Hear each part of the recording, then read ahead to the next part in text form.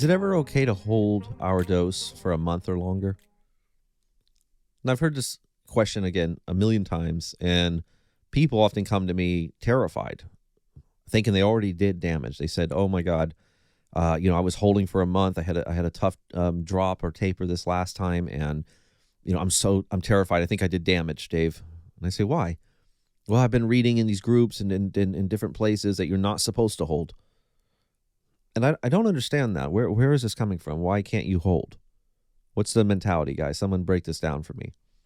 Now, I understand, and listen, I think I was one of the first people to come out and say an incredibly slow taper is just as dangerous, if not more dangerous, than a quick taper. And that's not a very popular thing to say here in these groups and in the community, right? Because we know for sure if you come off benzos too quick, you're going to relapse. You're gonna do a lot of damage to your nervous system, and you're going to have to go backwards and readminister or reinstate the drug, and then crawl back down that mountain, right? We understand that. Nobody's disagreeing with that. But there's also a danger in going way too slow. If you're already in that terrible, if you already feel like you're basically being cold turkey, for example, some people's tapers are just that horrendous. They can barely get off the drug. So you're already in a state of what feels pretty much like a cold turkey. But then you're in that state for 2 years, 3 years. Yeah, that's worse. At least just as damaging, if not worse, than doing it in 30 days or 2 months, or sometimes in 2 weeks. It's more of an initial shock to the system, but it's not a shock that's happening over a long time. I mean, think of it this way. Is it better to get punched in the face? This is a weird analogy, I know, but is it better to get punched in the face, by one really big hit, or a pretty decent hit 100 or 200, 300 times? Which one do you want? Which one is more damaging? The collective 200 punches or that one big one? You see what I'm saying? So, and that's what a slow taper is. It's getting punched 200-300 times. And so, yeah, it can be, it can be pretty damn devastating to us. So is it okay to ever hold for a month or longer? I say, yeah, there are situations where that's possible. I've had clients that held for several months at a time. But here's the caveat. They were working really hard on their recovery, because recovery is not just about taper, guys.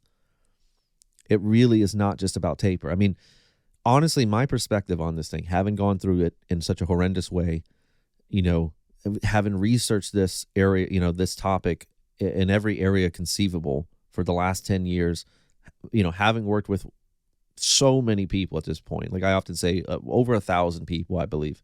I've seen so many people. I can tell you that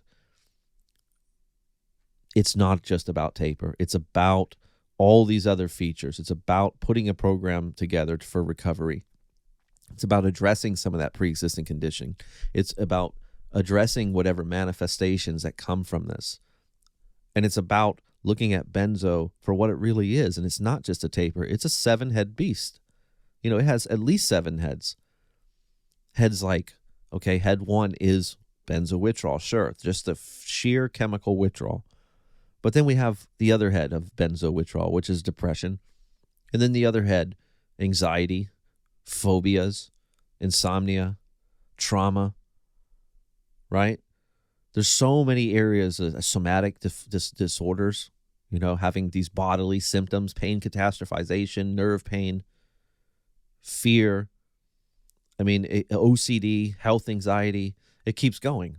These are the manifestations. These are the overlap of benzo withdrawal, which is why largely when you're on the other side of it, even say 2 years, 3 years removed, and you're still battling agoraphobia, you're still battling insomnia, you still have high anxiety, no wonder you look at those things and say, well, I must be still in protracted benzo withdrawal. Why? Because it feels like benzo withdrawal. Nobody can tell you otherwise. Why? Because those were features of benzo withdrawal, right? But they weren't pure benzo withdrawal, not the way you're thinking it. You're still thinking that your brain is damaged, there's a chemical problem, and that's why those things are there, not realizing the way mental illness works, it doesn't just necessarily clear up on its own. It's not a rash, guys. These symptoms of agoraphobia and the things I've mentioned, they're not a rash. It's not like, okay, benzo was the causal factor of the rash and we removed it. Okay, now the rash goes away, right? Well, sure, some of it, and in some cases, all of it. I know that seems to be a conundrum. It depends on where you are with it. How bad were these manifestations?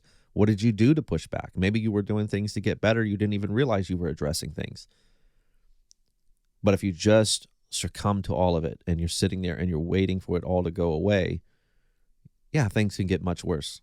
And you can be years out still calling it one thing, and really it's you're not realizing it's this whole other thing. So is it ever okay to hold our dose for a month or longer? A month or longer? Yeah, I've seen people hold when they were really devastated, and they slowed it down. They looked at these other heads of the beast and they started approaching those things. And once they started saying, you know what, I've gotten really depressed, or man, this health anxiety has gotten out of control. So you know what I'm going to do? I'm going to slow down my taper. I'm going to hold it for a little bit, try to stabilize. Maybe I was moving too fast. Maybe there's other factors in my life going on, a death in the family, a divorce, something crazy going on. I need to get through this moment, and then I'll resume my taper. But in the meantime, I'm going to work on this health anxiety. I'm going to do some work on this agoraphobia. I'm going to work on my sleep, these type of things.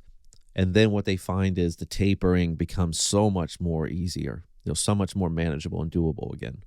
So I'm not with this notion that, no, you have to keep moving. It's a storm and you just have to keep sailing into the eye of this hurricane. No, not necessarily. Be smart. But now, that said, if it's been months and there's no change in your condition and you're not really working on all those other areas, things aren't leveling out, well, then, yeah, you have to ask yourself, you know what? Maybe it's time to just keep going, because this is it right now. This, for whatever reasons, this is where I am. But usually, if you look at it, there are things we can do. You can ask yourself, honestly, am I doing enough relaxation training? Am I doing enough of that mindfulness work? Am I doing enough exposure? Am I doing enough exercise? Am I practicing gratitude journaling every day to activate that oxytocin in the brain? Am I getting out there first thing in the morning and spending an hour in the sunlight to get that nature's antidepressant, serotonin, and vitamin D from the sun? Am I engaging in art therapy and things that promote neuroplasticity? Or am I just kind of existing? Am I just sort of floating as a victim down the river of benzo suffering?